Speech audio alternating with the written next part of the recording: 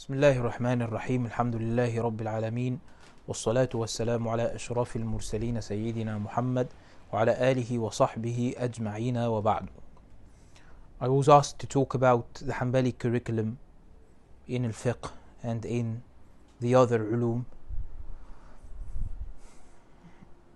It is the job of a scholar to talk about curriculums. It is the job of scholars to tailor a certain curriculum for the students to benefit and for the students to follow and study the books that scholars advise their students to study.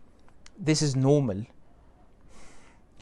When I was a student of knowledge, I'm still a student of knowledge, but when I was a student, like I wasn't a teacher, when I was a student of knowledge, I saw some of my peers, and they were very knowledgeable about books, and they would put books in a certain order. I'm talking about a specific man. He's well known on Facebook nowadays, Hanbali and everything.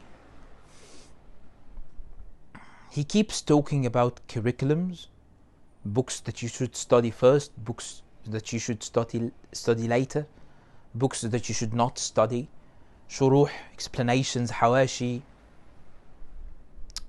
and other things like that. Then at the time, I was just focusing on the books assigned by the Shaykh. Like for instance, I had the chance to study a book, so I go and I focus on this book. I might collect all the books related to this book without being distracted by what should be done next. This wasn't something that I would consider. No, because if I finish, I will ask. Then what? This is not perfect. At least you should know what you are studying next. Anyways,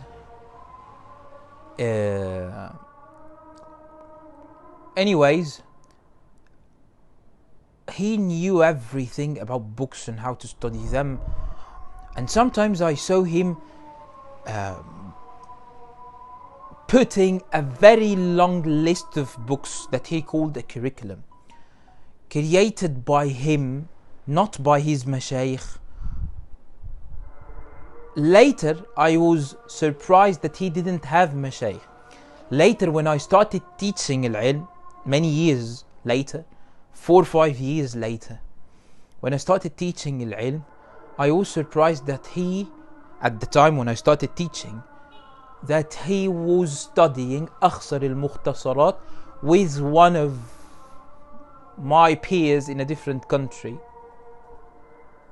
He kept himself busy with curriculums. He never studied. He never read the books that he advised people to study. He never even considered following one of his lists. This made me think, and I still think so, but I understand now that it might be different. But at that point, it made me think that we should not discuss with the students, we should not discuss the issue of curriculums at all. Nowadays, I think we should discuss this, but in a very restricted and focused way.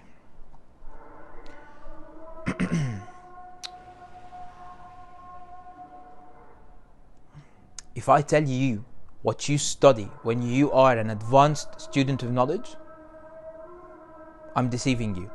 When you are an advanced student of knowledge, you would probably know what's best for you, what you should do, or you would just follow some of the mashayikh.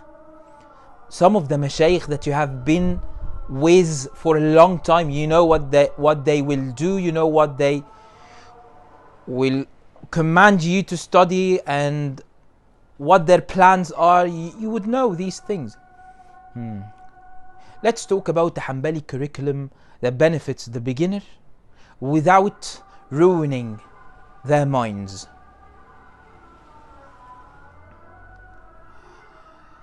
in fiqh, and this will be dedicated to al-fiqh. I might talk about different ulum later. In al-fiqh, we used to appreciate أخصر المختصرات. In all the madhahib, there is always the problem of the best text a beginner starts with. There is always this problem in all the madhahib. We need something that is relatively easier, shorter, and beneficial. We used to appreciate أخصر المختصرات. Subhanallah, at some point after teaching أخصر المختصرات a couple of times, some of the mashayikh and I, without telling one another, we shifted to عمدة الطالب instead of أخصر المختصرات. So the first matn that a beginner should start with is عمدة الطالب. The problem with أخصر المختصرات is that it's too concise, to the extent that some of the students find it more difficult than Dalil al-Talib. Dalil al-Talib is a book that comes in the second or the third level of studying al-Fiqh al-Hanbali. So you start with عمدة الطالب. But this is not the best option you've got. There is something better than this, and it needs patience. Finishing one level in al-fiqh takes time, in which you will be able to finish 3 levels of ulum al-hadith, 2 levels or 3 levels of logic, 2 or 3 books of aqidah, 2 books at least of nahu, وهكذا. So one book of fiqh takes that time. Al-fiqh has a lot of topics discussed. 4 main parts. You do not expect to finish al-fiqh in all of it in 10 years, unless you are taking it seriously, studying every day, sleeping 4 hours, reading every day, studying every day. Maybe you dream of the masail. In that case, you might finish in 3 years instead of 10. But I'm talking about the normal thing. The best option you've got is to have patience and to start with something before عمدة الطالب. If it's available. Remember, if it's available. The availability of the books explained, or the things or the things, subjects studied, it plays a very important role in what you are doing as a student of knowledge, because you will not find all the time books offered by scholars you trust or by mashayikh you trust. بداية العابد وكفاية الزاهد is the perfect beginning. بداية العابد وكفاية الزاهد is written in a very beautiful way. Sometimes it's not really helpful, I mean the explanation of the Shaykh, but this is because you read it all alone without seeking guidance from one of the mashayikh. If you read it alone, especially if you read the translation, this doesn't help. The translator's job wasn't to explain it to you. It was just to translate, to facilitate what you face because of the language barrier. So you expect the translator to do something that he is not supposed to do. Bidayat al-Abid is the perfect beginning. Umdat al-Talib is the next level. The third level cannot be studied in English. It has to be studied in Arabic. And this third or second level, it depends on how you see it. This third level is for intermediate students. This is the real beginning of al-faqih or al-mutafaqih, the student of fiqh. Before that, you were just a knowledgeable layman, and it depends on how a shaykh how your Shaykh takes you through this journey of the first two levels, Bidayat al-Abid wa Umdat al-Talib.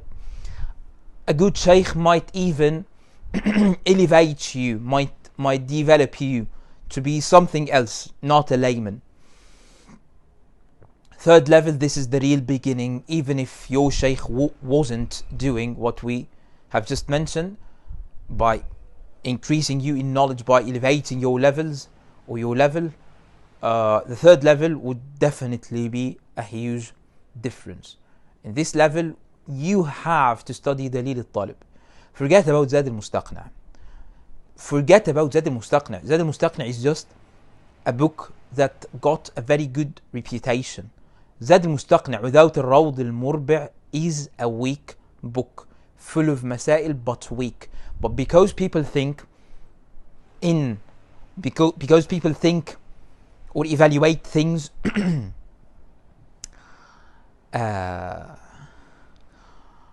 based on quantity, it's a materialistic point of view. Quantity, not quality. Quality cannot be easily measured. They appreciate Zad al-Mustaqna. Also because of what has been done in Saudiya, because the bid'ah that scholars or mashayikh in Saudiya did, calling them scholars, this is because people see them as scholars. The bid'ah of teaching Zad al-Mustaqni' in a way that doesn't even help with the relied upon position. It only gives the positions of Shaykh al-Islam ibn Taymiyyah or so. It appreciates in a way that appreciates everything but the relied upon position of the Hanbali madhab, in a way that makes students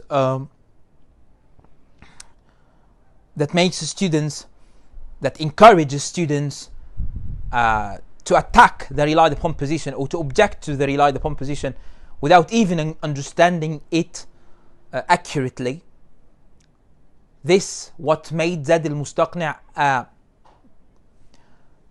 an important book among the Hanbali students in general. Remember, it hasn't been explained by anyone except for Al-Buhuti. The Hashiyah of Salsabil and these things, yani, let's not. I'm not joking here. I'm talking about this topic seriously. So, عندي شروح في الفوزان ومش عارف ابن عثيمين وكذا. I'm still talking seriously. I haven't started joking yet. So the only explanation on Zad al-Mustaqni' that we appreciate is al-Rawd al-Murbi'. Al-Rawd al-Murbi' is written in a way that makes it its own text matn that needs explanation. Yes, that needs explanation. As if he authored it to fix the deficiencies of Zad al-Mustaqni'. Zad al-Mustaqni' is a very good book.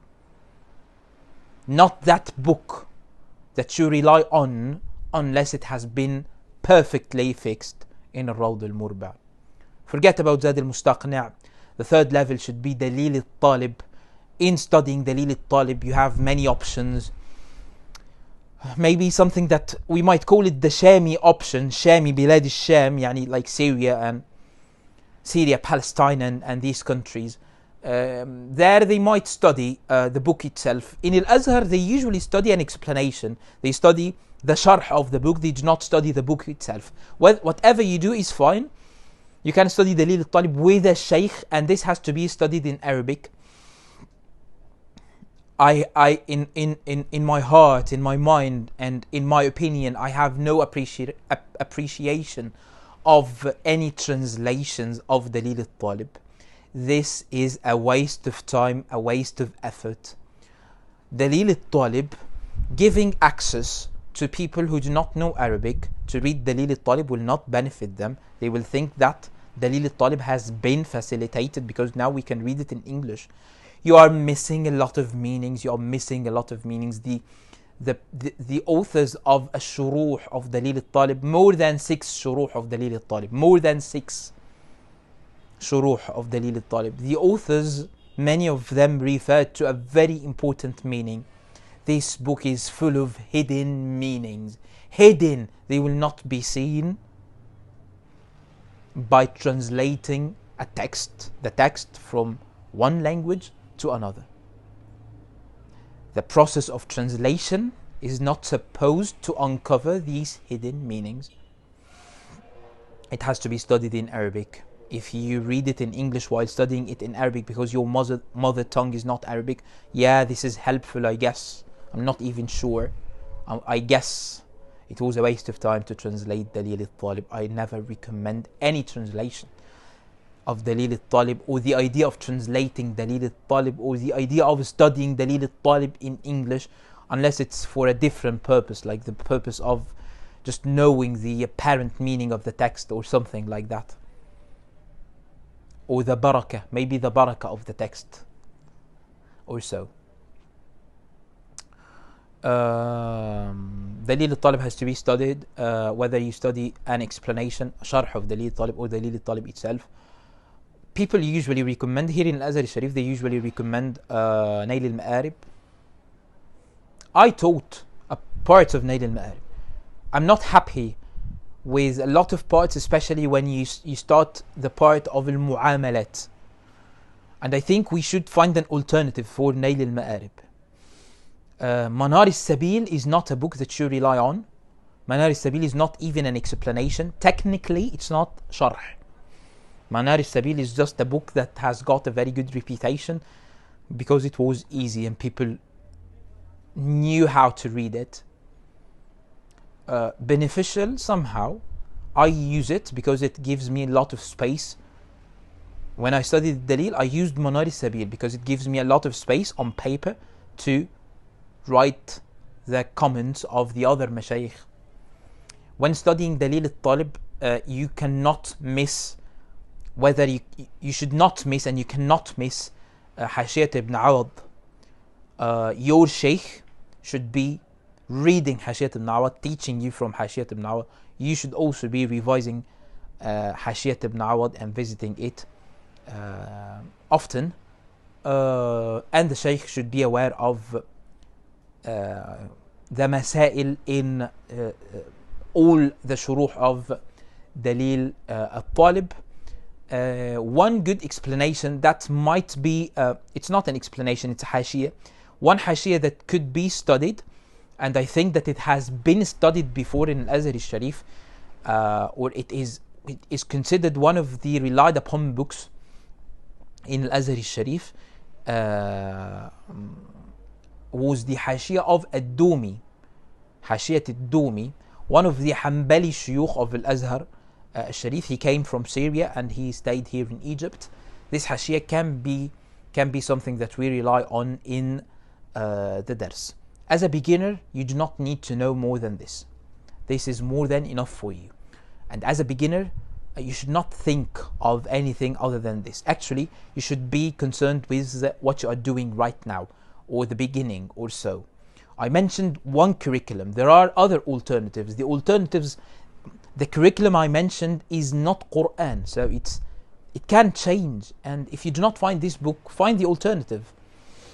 And if you do not find it with a good shaykh, find a good shaykh, and whatever he reads would be more beneficial.